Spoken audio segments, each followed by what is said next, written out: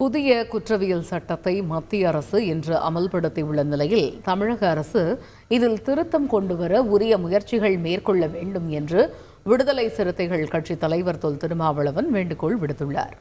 இந்திய ஒன்றிய அரசு குற்றவியல் நடைமுறை சட்டம் புதிதாக கொண்டு வந்து இப்போது இன்றைக்கு நடைமுறைப்படுத்துகிறது. அகில இந்திய அளவில் வழக்குரைஞர்கள், சட்ட வல்லுநர்கள் இதன் மீது கடுமையான விமர்சனங்களை வைத்துள்ளனர்.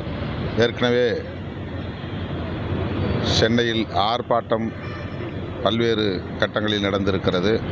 இந்த சட்டங்களால் நீதிமன்ற நிர்வாகத்தில் கடுமையான குழப்பங்கள் ஏற்பட வாய்ப்பு இருக்கிறது.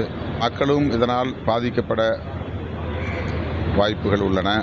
எனவே இந்த சட்டத்தை நடைமுறைப்படுத்துவதில் மாநில அரசுகளுக்கும் தயக்கம் இருக்கிறது என்பதை உணர்ந்து இந்திய ஒன்றிய அரசு மறுபரிசீலனை செய்ய வேண்டும் என்று வலியுறுத்துகிறோம்.